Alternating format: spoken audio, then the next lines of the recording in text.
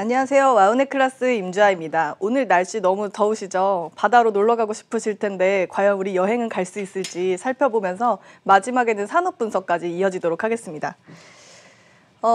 포스트 코로나 우리 이제 여행 갈 수 있을까? 네, 너무 날씨 덥죠. 이때쯤이면 사실 여름 휴가 계획이라던가 명절 끼고 여행 갈 것도 고민 많이 하실 텐데 올해는 아무 데도 갈 수가 없고 심지어 해외로 가게 되면 그 지역에서 또 길게는 한 달 동안 자가격리를 또 해야 된다고 합니다. 혹은 공항 근처에서 격리를 당해야 한다고 하니까 아무래도 해외여행은 뭐 길게는 2022년까지 가는 거 아니냐라는 얘기가 있으니까 제가 오늘 한번 정리해드리고 산업까지 이어가겠습니다. 최근에 만스닥이라고 부르는 내용들을 아마 들어보셨을 겁니다. 그래서 저는 만수르가 나스닥을 샀나라고 생각을 했는데 그게 아니라 나스닥이 만을 돌파했다는 뜻에서 만스닥이었습니다. 한국은 동학개미 운동이라고 굉장히 유명하죠. 그리고 발음이 너무 어렵기 때문에 외국에서는 따로 이렇게 뭐 기사에 나오거나 하진 않았습니다. 미국 같은 경우엔 로빈훗 붐이 일었는데요. 저는 맨 처음에 로빈훗 붐이라고 해서 우리처럼 동학운동처럼 로빈훗 운동이 일어나는 줄 알았더니 그게 아니라 로빈후드 앱이라는 뭐 우리로 치면 모바일 MTS 정도 생각하시면 될 건데요. 그걸로 구매를 한 주식을 산 이용객이 96,000명이었다고 합니다. 그런데 이제 월가의 행동주의 투자자 이제 칼 아이컨이라는 사람이 렌터카 업체 허츠 파산 신청을 했다는 얘기가 제가 아마 한 달 전쯤에 방송에서도 한 줄 정도로 보여드렸던 적이 있는데요. 지분 39%를 주당 0.72불로 시장가에 던졌습니다. 그런데 이 로빈후드 앱을 이용한 일반 개미들이 미국에 있는 개미들이 또 20대부터 이 허츠라는 종목을 매수했는데 이거 누가 마이너스를 잘못 쓰셨나요? 481% 수익이 났다고 합니다. 그래서 갑자기 떼부자가 됐어요. 그러면서 이렇게 우리가 동학개미운동이 단순히 한국에서만 있는 일은 아닌 것 같습니다. 잃는 사람도 있지만 버는 사람도 있는 것 같고요. 아주 부자였던 사람은 조금 더 어려워지고 또 아예 돈이 없었던 사람은 돈을 벌 수 있었던 기회는 맞는 것 같습니다. 지금 여행 여객 추세를 오늘 말씀드릴 건데요. 뭐 아무래도 전 세계엔 사람이 이동하기보다는 물자가 이동하고 있는 모습들입니다. 화면이 크게 준비가 돼 있긴 하지만 숫자가 너무 작게 보일 것 같아서 제가 또 읽어드리도록 하겠습니다. 워렌 버핏도 항공주를 팔았다고 제가 이 방송을 통해서 한번 말씀드렸는데요. 그 항공주에 1월 20날 이후 코로나가 23일부터 유행을 했는데요. 20날 이후 5월 25일까지 기준 전 세계 정기 항공편 전년 대비 68% 정도 감소가 됐는데요. 자세히 보시면 여기 숫자가 잘 작게 보이시겠지만은 68에서부터 82, 92, 96으로 돼 있고 나라별로 보시면 스페인, 홍콩, 독일, 싱가포르, 이탈리아, 프랑스 등등등 있습니다. 한국은 한 48%대인 걸로 보여지는데요. 나머지를 전체 총 통계를 내시게 되면 정기편이 68%가 감소가 돼 있습니다. 일단 정기적으로 비행기가 가는 건 좀 어려워져 있고요. 다음 페이지 보시게 되면은 이 빨간색이 뭐냐면 해외선, 그러니까 그 국내선이 아니라 국제선이고요. 파란색이 국내선인데 전 세계 항공업 국내선 비중이 전체 85%고 그중에 국내선 시장이 큰 항공사만 일단 살아남게 됩니다. 그래서 해외여행 가는 거는 일단 노선도 줄었고 정기 여객은 당연히 없고 하다 보니까 당분간은 좀 힘들 것 같은 모습이고요. 파산하는 항공사들이 있습니다. 여러분들이 아마 한 번쯤은 애용해 보셨을 수도 있고 한 번도 애용해 본 적이 없을 수도 있는데 한번 쭉 불러드리면 중남미 1위의 라탐이라는 회사가 있습니다. 법인은 미국에 있고 본사는 칠레인데 일단 파산 신청이 됐고요. 태국의 타이항공, 골프 치러 많이 가시는 분들 가끔씩 타실 텐데 국내선으로 이제 그것도 타기 힘들어질 것 같고 중남미 2등 콜롬비아 아비앙카 항공도 일단 파산 신청을 했습니다. 그리고 독일의 루프트한자 항공이 돈이 너무 모자라서 나라에서 빌려준 돈으로 일단 생활을 하고 2023년까지 국유화가 됐습니다. 그리고 제가 되게 좋아했던 롤모델이었는데 버진 그룹의 버진 오스트레일리아가 이제 파산 신청을 했고요. 그다음에 영국의 저가항공 플라이비라는 항공사가 있는데 이것도 이제 파산이 됐습니다. 그래서 전체적으로 항공사는 좀 파산하는 분위기고요. 누가 사가지 않고 그냥 매물로 나와버린 상황입니다. 대한항공, 아시아나항공, 제주항공 노선표를 제가 준비를 했는데 일단 하루 평균 국내선 이용객 추이인데요.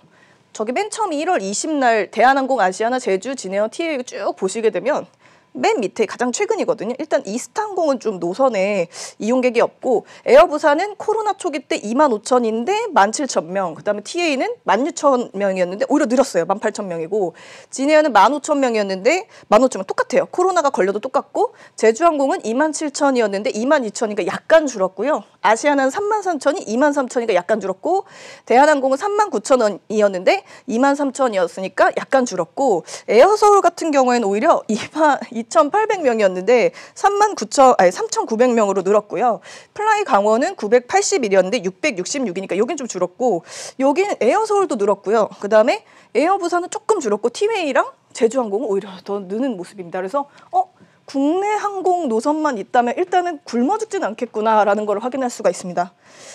다음 페이지를 보시게 되면 이거는 확진자 집계 이후 국제선 이용객인데요. 일단 티웨이 전멸, 진에어 없고요. 그 다음에 에어부산 없고 이스타 없고 에어서울 없고 플라이 강원 없고 제주항공은 62, 23,000에서 62로 줄었고 아시아는 37,000에서 1,000건, 대한항공은 54,000에서 1,000건이니까 일단 국제선 노선이 있었던 항공사들은 아예 수익을 낼 수 없거나 아니면 약간 이용할 수가 있을 것 같습니다. 그래서 아무래도 저희가 이제 여행을 가는 거는 여름에도 예를 들어 해외로 골프 나가셨던 분들은 국내에서 돌 테니까 반대로 골프 에어가 잘 팔릴 수도 있고 네, 국내 이 여객선 비용이 좀 올라갈 수도 있을 것 같습니다. 다음 페이지 보시면 항공사 관련주가 요즘 뭐 많이 이렇게 추천도 되고 거론도 되는 것 같은데요. 아무래도 그냥 근본적으로 보시게 되면 항공사가 먹고 사는 데 있어서 좀 지장이 있어 보이는 매출을 방금 보셨을 겁니다. 그래서 당분간 매수는 좀 보류를 하는 게 어떨까라는 게 제안인데 느린 회복이 전망되고 있고요. 회복 예상 시기가 2021도 아니고 2023, 24년이면 제가 무려 한 4살은 더 나이가 드는 시점입니다. 그리고 이거를 회복하게 해주는 건 단 하나, 치료제입니다. 백신이 아니고 치료제고요. 그래서 국내산 경쟁 심화가 과열될 것 같습니다. 그래서 노선을 서로 빼앗거나 내가 먼저 뭐 출발하겠다거나 이런 이슈가 좀 있을 수 있을 것 같고요. 다음 페이지 보시면 외항사가 외국 항공사잖아요. 외국 항공사가 입항이 줄어들었어요. 왜냐하면 관광객이 들어오지 않으니까 비행기가 뜨지 않죠. 그러다 보니까 한국의 비행기가 화물 수송, 그러니까 사람을 안 태우고 물건을 태워서 왔다 갔다 하고 있는데요. 그러다 보니까 항공 운임비가 증가를 했습니다. 게다가 유가가 아주 오른 건 아니지만 38불 9불이기 때문에 한 달 전, 2달 전보다는 운임비가 더 오르게 되겠죠. 그리고 항공 화물 시장 1위가 대한항공인데 아시아 최다 미주 노선 보유하고 있기 때문에 미국으로 물자 나르고 미국에서 물자가 들어오고 하는 데서는 당분간 돈을 좀 벌 수 있을 것 같습니다. 그래서 다음 페이지를 보시게 되면 국제화물 수송량 추이예요. 코로나 초반 때는 3,800건이었는데 3,600건이면 거의 동일하다고 볼 수 있을 거고 약간 줄었고요. 아시아나 같은 경우에 2,100건이었는데 1,800건으로 약간 줄어든 상황입니다. 그래서 두 개의 항공사만 국제 화물을 다루고 있기 때문에 아까 보시게 되면은 국내선을 많이 잡는 항공사 그리고 화물까지 같이 할 수 있는 항공사는 결국은 하나밖에 없는 결론이 나올 것 같고요. 합계를 보시게 되면은 코로나 초반 때는 5,900건인데 중간에 6,000건으로 엄청나게 물자가 늡니다. 아마 마스크나 뭐 진단키트 같은 것도 같이 실어 날랐기 때문인데요. 지금은 또 5,900보다 오히려 되려 줄어 있는 상태입니다. 그래서 물자 수송 간의 이동이 다소 좀 줄어 있는 상황인 것 같고요. 다음 페이지 보시면 제가 중간에 준비한 것도 교육 부분입니다. 교육 부분인데 교육 부분이 뭐 교육 관련주 뭐 이렇게 보는 게 아니라 큰 그림을 좀 그려보려고 오늘 자료를 좀 준비했습니다. 지금 지도에서 보시면 파란 색깔로 나오는 데가 개강을 한대요. 그래서 글로벌 원격 학습 현황을 보시게 되면 전 세계 개학이 파란 색깔 빼고 전부 개학을 하지 않았어요. 그래서 우리도 이제 개학 이제 막 시작한 시점이기 때문에 애매하게 다소 움직이고 있는 모습인데요. 이렇게 되면 사실 전체적으로 교육 수준이 당연히 떨어지죠. 그리고 학업 성취도가 학교를 안 가니까 당연히 낮아집니다. 학교 가서도 저도 공부 안 하고 만화책 보고 친구들끼리 쪽지 돌리고 이랬던 기억이 나는데 안 그래도 집에 있으면 더욱더 공부가 하기 싫죠. 침대가 가까이 있으면 또 자고 싶잖아요. 그래서 가정 환경에 따라 수준 차이가 극명한데 통신 안 되고 패드 없고 핸드폰 없고 PC 없으면 아무래도 공부는 안 하고 나가서 노는 것 같습니다.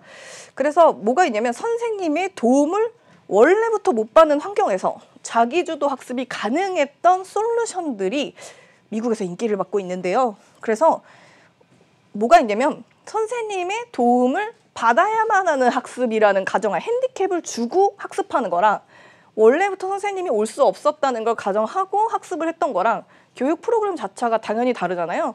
그래서 자기 스스로 할 수 있는 프로그램이 인기가 있다고 합니다. 보시게 되면 중국 같은 경우에 3월부터 토도 수학이라고 해가지고 요게 갑자기 확 이렇게 이용자가 늘면서 문의가 늘었다고 하고요. 미국 같은 경우 키키스쿨이라고 사장님이 한국 분이십니다. 자기주도 학습을 해외에 이렇게 남미나 이런 지역에 아주 교육 수준이 매우 낮은 곳에서 원격으로 수업할 수 있게 지도했던 건데 뭐 수학 경시대회 우승하고 뭐 세계 경시대회도 1등하고 그랬다고 하네요. 그래서 미국 같은 경우에는 이제 맥킨지 보고서에서는 저소득층, 뭐 흑인이나 히스패닉, 그다음에 사회적 취약계층들은 큰일 났다. 정말 공부를 어떻게 가르쳐야 될지 모르겠다. 점점 더 수준이 낮아지게 되면 어떨까? 왜 이게 중요하냐면 사실 미국은 주간 실업자를 발표를 하잖아요. 근데 주간 실업자라는 게 우리는 월급제인데 걔는 주급제란 말이에요. 그러다 보니까 주간에 실업자가 늘어나게 된다 그러면 보통 실업이 누구한테서 늘어나냐면 고졸 학력 이하인 사람들에게 보통 거기서 늘어나게 되거든요. 그렇다 보니까 이분들이 점점 학습 수준이 떨어지게 되고 취업률도 같이 낮아지게 되는 그런 어려운 상황으로 가게 되는데요. 일단은 미국에서는 뭐 키키스쿨 한국에서 만든 이 회사가 좀 주목을 받는 것 같고요. 한국 같은 경우에는 일단은 이제 맥킨지에서 나온 보고서를 보시게 되면은 전반적으로 조금 사회적 취약계층 위주로 학습을 못하고 있다라는 표를 보실 수가 있습니다. 근데 외국에서 부러워하는 게 뭐냐면 한국은 EBS도 있었고 방송통신대학도 있었고 해서 역사가 뭐 길게는 20년, 짧게는 15년 정도 이미 인터넷 강의 시대를 여러분이 겪어보셨고 심지어 한국경제TV도 주식을 이미 여러분들이 인터넷으로 교육을 충분히 받아오셨던 시대에 우리가 함께 살아왔는데 한국은 그래도 인터넷 강의 비즈니스가 15년 이상 앞서 있기 때문에 다소 부러웠는 그리고 조금 뭐 배울 거 있거나 아니면 시스템에서 가져올 게 있는지를 많이 보는 것 같고요. 해외에서는 일단 시스템도 안 되고 경험도 떨어지고 경력도 낮아지고 그러다 보니까 생계 문제. 내가 오늘 5만 원, 10만 원 있으면 밥을 먹고 잠을 자고 필요한 걸 사야 되는데 이걸로 공부에 쓸 수는 없는 거예요. 그래서 고등학생의 40%가 온라인 강좌에 공부하기 싫어서 접속을 못하는 게 아니라 상황이 안 돼서 접속을 못하고 있어서 시위에 가담하게 되는 그런 흐름으로 가는 것 같습니다. 그래서 교육 성취도가 계속해서 하락하고 있는 게 문제가 되고 있는데요. 이게 바로 또 신시장을 볼 수 있는 어떤 큰 그림 속에 있는 게 아닌가라는 생각을 해봅니다. 포스트 코로나 산업의 변화인데 오늘 사실 제가 준비를 많이 한 건 이쪽 부분 파트인데요. 여기서 여러분들이 뭐 반도체는 어떻게 될지, 자율주행은 어떻게 될지, 배터리는 어떻게 될지 같이 한번 살펴보시게 될 텐데 요즘 들어서 그러니까 대형주가 계속 가는 장세이기 때문에 대형주를 사자니 고점에서 밀릴 것 같아서 부담스럽고 가격도 주당 단가가 너무 비싸고 중소형주를 사자니 저번 주 같은 경우에는 사면 2, 3일씩 유지가 됐었는데 유지도 안 되고 하루 걸러 다음날 테마가 바뀌어버리기 때문에 테마도 뭐 바이오에서 바이오 비슷하게 간 것도 아니고 갑자기 확 막 무슨 산업으로 이동하고 막 뭐 경기 민감주로 가고 깎으로 극대극으로 움직이기 때문에 산업의 변화를 한번 짚고 가시면 조금 주말 껴서 여러분들이 생각의 갈무리를 좀 정하실 수 있을 것 같은데요. 보시게 되면은 저도 사실 이 미중전쟁, 중미전쟁 그만 얘기하고 싶은데 사실 한국에 있어서 자세히 보이진 않지만 꽤 심각한가 봅니다. 이제 정치적, 지정학적 리스크가 돼버렸어요. 이게 사실 미국은 본인들은 처음 겪어보실 거고 저희는 남북으로 갈라져 있기 때문에 지정학적 리스크, 정치적 리스크, 뭐 지겹도록 겪어봐서 잘 압니다. 시장 어떻게 움직일지. 근데 미국 입장에서는 어머, 이거 어떻게 해야 되지? 약간 이렇게 당황하고 있는 모습인데요. 그러다 보니까 제가 뒤에 표를 준비하긴 했는데 설명을 들어보시면 글로벌 서플라이 체인이라고 해서 공급망 사슬의 변화가 시작이 됐고 그다음에 글로벌 밸류체인도 변화하게 될 것이다라고 얘기해요. 그래서 둘 다 변할 거라고 얘기하거든요. 공급망도 변하고 밸류체인도 변하고. 근데 제가 보기에는 분석을 해보니 공급망 사슬은 변할 수 있겠지만은 밸류체인이 변할 수는 없을 것 같아요. 왜냐면 1위 있는 기업이 갑자기 꼴등으로 가고 꼴등 기업이 갑자기 1등으로 갈 수는 없고 1, 2, 3등 접촉 경쟁을 하지만 1등하고 2등 격차가 너무 크기 때문에 올라오는데 시간 좀 걸리죠. 그래서 밸류체인이 바뀔 것 같진 않은데 공급망은 좀 변할 것 같아서 제가 좀 준비를 했고 뭐 산업계에선 둘 다 변할 거다 준비해야 된다라고 얘기하는데 사실 뭐 미리 올 태풍에 대해서 준비하는 자세는 좋다고 생각합니다. 저도. 네. 다음 페이지 보겠습니다. 미국이 소비국에서 생산국으로 전환을 할 목표를 가지고 있고 목표뿐 아니라 이미 그렇게 움직이고 있고 이미 그렇게 실행하고 있습니다. 그리고 지금 보시게 되면은 옛날에 뭐 대항해 시대 뭐 이런 것처럼 신개척 시대, 뭐 서부 개척 시대 이런 얘기 들어보셨죠? 그래서 미국에선 지금 신개척 시대라고 얘기를 하게 되는데요. 이제 한국이 그 신개척 시대에 돈을 벌 거를 찾아본다고 한다면 사실 우리가 AI가 좀 나름 강한 편입니다. 그리고 IoT도 꽤 일찍 시작한 편이었고 5G도 충분히 기지국이 좀 설치가 돼 있고 그런 편이죠. 그래서 한국이 외국이 봤을 때 우리가 되게 강한 게 AI와 IoT를 붙여서 인공지능형인 제조시설을 갖추게 되면 굉장할 거다. 그래서 요즘 계속 기관에서도 로봇 추천주 나오고 로봇 관련주, 제조 로봇주들이 조금씩 움직이고 있습니다. 아직 올라오지는 않았고요.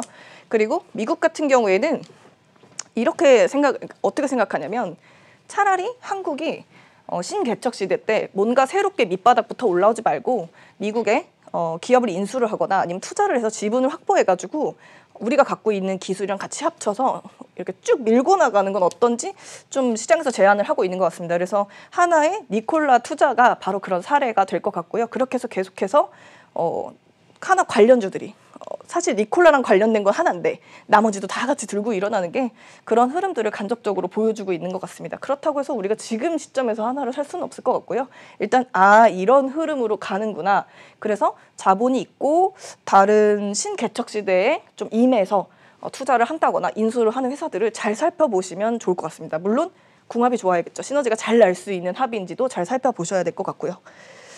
보시면은 이제 앞으로 신문 기사에서 계속 나올 단어에 리쇼어링, 니어쇼어링 뭐냐면은 리쇼어링은 제조 공장을 자국 내로 다시 유치를 하는 겁니다. 베트남에 있는 공장 한국에 와서 해라. 일본에 있는 공장 한국에서 해라. 인도네시아에 있는 공장 미국 내로 들어와라. 이제 이런 게 리쇼어링이고 그다음에 니어쇼어링은 미국의 인근 자세히 보시면 캐나다 혹은 멕시코입니다.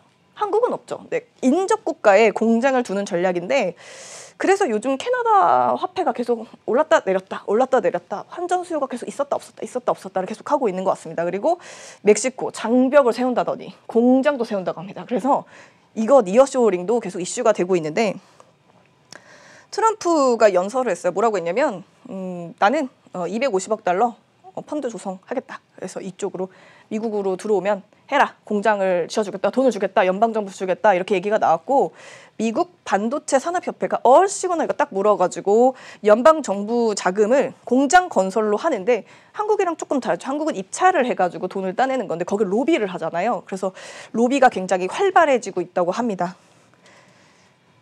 보시게 되면은 니어쇼어링 부분인데요. 이게 사실 그 화두가 될 만한 용어는 아직은 아니에요. 한 다음 주쯤 되면 이제 신문 기사에서 막 얘기가 나올 텐데 최근에 알루미늄 주조 부품을 생산하는 미국 회사가 있었어요. 펜실베니아에 있는 이 회사가 갑자기 중국에서 주문을 하려고 주문을 넣었더니 물건이 안 오는 거죠. 왜? 사면 안 되잖아요. 관세 붙으니까 단가가 비싸서 살 수도 없고 주문해도 물건이 오지를 않고 주문을 해서 돈까지 결제했어도 한국에서 물건이 못 들어오고 이러니까 그냥 이럴 바에는 우리끼리 그냥 있는 데서 미국 내에서 해결하자 했더니 지금 공급업체를 미국으로 바꾸려고 했던 데에서 35만 달러 주문이 들어오면서 야 니어쇼어링 시작됐구나 라고 스타트를 끊어준 상황입니다. 그래서 자세히 보시면 주조 단조 그다음에 원자재 공급하는 그 부분들의 회사들이 미국 내에서 실적이 날 수도 있는 거기 때문에 한국에 4개의 법인이 있습니다. 그러니까 한국에 있는 회사인데 풍산을 포함해서 미국 현지에 이렇게 원자재 사고 팔고 만들어서 파는 회사들이 있는데 그거 잘 살펴보셔야 되고 제가 저번 주 무료 방송에서 한번 언급을 드린 적이 있었습니다. 다음 페이지 보시면 제가 나름 되게 신경 써서 준비를 했던 건데요.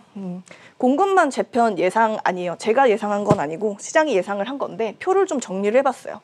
전통적 글로벌 공급망이랑 새로운 공급망 블록화를 해서 분업을 하는 이 변화된 게 위아래인데 이게 전후거든요. 전후인데 자세히 보시면 제가 아까 제출했을 때는 색깔별로 표시했는데 색깔 다시 원래대로 돌려놓으셨네요. 자세히 보시면 한국 있고요. 여기 중국 있고 그다음에 여기 선진국까지는 글씨가 똑같아요. 그죠? 그럼 잘 보시면 원자재 공급국은 똑같아요. 뭐 뉴질랜드에서 오든 호주에서 오든 중국에서 오든 인도네시아 오든 공급이 들어오고 그걸 가지고 한국에 받아서 그다음에 최종재 생산국 중국을 거쳐서 완제품이 선진국 유럽이나 소비를 해줄 수 있는 미국으로 갔어요. 그러니까 아이폰 같은 경우에도 뭐 예를 들면 뭐 아니면 이어폰 같은 경우에도 원자재는 어디선가 사와서 한국에서 만들어가지고 그래서 뭐 실적주 중국에 팔려서 뭐 매출액이 얼마, 뭐 선진국으로 가니까 매출액이 얼마 이런 식으로 우리가 막 실적주다, 성장주다 막 이랬었죠. 근데 이게 바뀌어요. 어떻게 바뀌냐면 원자재 공급국이 새로운 공급망을 블록화해서 아주 쪼갤 건데 일단 첫 번째로 바뀌는 거는 중간재 생산국이 한국은 그대로인데 중국이 나타나요. 중국이 중간재를 하게 돼요. 그리고 최종재 생산 완제품으로 끝나는 게 우리나라에서 중국에서 안 끝나고 중국에서 끝나든지 멕시코에서 아까 한다고 그랬잖아요. 멕시코 장벽도 짓고 공장도 짓고 그다음에 인도 아세안에다가 뭐 베트남 같은데 지에서 생산을 최종재를 하게 되기 때문에 메이드 인 베트남, 메이드 인 인도, 메이드 인 멕시코, 메이드 인 중국 이렇게 나가게 될 것 같고요. 최종 소비국이 선진국으로 끝나는 게 아니라 중국이 소비국이 됩니다. 그래서 왜 중국 소비주 가끔 보셨죠? 술이 잘 팔릴 것 같다. 뭐 이어폰이 잘 팔릴 것 같다. 웨어러블이 잘 팔릴 것 같다. 그렇게 관련주들 찾아보셨던 게 그게 이제 그 그림을 이제 막 원스텝을 밟은 거라고 생각하시면 되는데 중간에 여기가 되게 쪼개진 거예요. 여기 보시면 제가 새로운 공급망 블록화 분업의 변화인데 분업이 여기서 이루어져. 최종재 엔딩이 분업이 여기서 이루어지게 됩니다. 그래서 그러면 실적주 한국과 중국 두 군데서 나뉘니까 우리가 하나가 다 이제 뭐 여기서 다 생산을 다 중국으로 다 보냈던 그 매출액이 쪼개지니까 실적주 성장주 자세히 보셔야 될 거예요. 자, 엔딩으로 보겠습니다. 이 타이밍을 TSMC가 제일 먼저 발빠르게 움직였어요. 미국 진출을 했는데 25조 원을 애리조나주에다가 5나노미터급 첨단 반도체 파운드리를 공정 건설을 이제 시작을 했는데 이게 외부 회사에서 설계한 반도체를 위탁 생산하는 시설이 파운드리인 건 다 알고 계시죠? 2024년에 생산한다 그러니까 아직 4년 남았어요. 근데 잘 생각해 보니까 엔비디아 사장도 대만 사람, AMD 사장도 대만 사람, 팔은 당연히 안으로 굽겠죠. 그래서 미국에 있는 1, 2, 3, 4, 5 혹은 전 세계에서 1, 2, 3, 4, 5 하고 있는 업체들이 생산국을 대만 쪽으로 옮길 수 있는 확률이 너무 높아졌어요. 그래서 삼성전자, 하이닉스 뭐 이런 우리나라 회사들도 당연히 이 넥스트를 좀 준비를 해주고 있고 우리가 그거가 어떻게 준비되고 있는지 잘 보면서 대형주를 트레이딩 해야 될 텐데 그래서 제가 이제 오늘 결론을 내리는 건 뭐냐면 우려할 점과 긍정적인 면 두 가지로 마무리를 할 거예요. 일단 첫 번째로 정리를 해드리자면 여행, 해외여행 당분간 못 갈 것 같죠. 그 대신 사람 대신 물건이 이동하고 있습니다. 그래서 화물 잘 나르고 있는 항공사들은 죽지 않고 살아날 것 같아요. 대신 우리는 갈 수 없겠죠. 그리고 국내 여행이 많아질 것 같고요. 비교적. 그리고 국내 여행은 꼭 가야 되는 사람만 갈 거니까 뭐 골프 정도 수준일 것 같아요. 뭐 그냥 놀러 가는 걸로 하기에는 단가가 좀 높잖아요. 그죠? 그리고 공부 같은 경우에는 뭐 집에서 원격 학습을 하니 계약을 하니 많이 단순한 게 아니라 전 세계적으로 계약을 한 나라가 몇 개가 없다는 게 가장 핵심일 것 같고요. 거기서 먹거리를 빨리 찾아보셔야 될 것 같아요. 그리고 아직까지 계약을 안 했기 때문에 또 뭐 넷플릭스를 본다던가 뭐 영상을 본다던가 이런 수요는 계속할 것 같고요. 그렇다고 제가 뭐 네이버, 카카오, 언택트 대박 뭐 이런 건 아니고 그리고 결론적으로 산업 변화는 중간에 완제품 생산국이 너무 많아지기 때문에 소비 국가가 오히려 중국으로 들어간다는 점 꼭 확인하셔서 실적주, 성장주 체크하셔야 되고 제가 우려해야 될 점 하나는 뭐 보건당국에서 계속 발표하고 있는 자료들 중에 3월에는 코로나 1인당 전파율이 0.3에서 0.5명이었어요. 한 명이 한 명 전파할까 말까였는데 지금 현재 2명을 전파를 하고 있습니다. 그렇기 때문에 왠지 날씨가 덥고 마스크를 좀 벗고 싶고 너무 답답하죠. KF94 더 죽을 것 같죠. 그런데 2명 이게 조금 걱정이긴 해요. 그렇다고 해서 증시가 내려올 거냐 그거는 아니고 덕분에 치료제 개발이 계속 가속화가 되기 때문에 결국은 누구가 하나가 약을 개발하게 될 거고 그 약 말고 같이 혼합해서 병용으로 먹을 수 있는 건 또 무엇인지도 계속 이슈는 지속될 것 같습니다. 그런 게 우려할 점이죠. 그리고 긍정적인 면은 드디어 FOMC가 2022년까지 금리를 동결한다고 합니다. 제가 해외 선물만 지금 몇 년째를 하고 있는지 모르겠는데 매달 중순마다 FOMC가 금리 올린다는 얘기 때문에 잘 가던 종목이 꼬꾸라지는 게 너무 지겨웠는데 오랫동안 동결한다니까 너무 좋은 것 같고요. 아직은 결정난 건 아닌데요. 금융위원장께서 공매도 기간 연장 가능성 때문에 후속 대책을 검토하고 있다고 합니다. 아무래도 공매도 다시 열리면 대형주 폭락할까 봐 많이 우려를 하실 텐데 그 부분 조금 우려감은 덜 수 있게끔 제가 오늘 응원하고자 마지막 멘트를 준비했습니다. 여기까지 와우네클래스 임주아였습니다.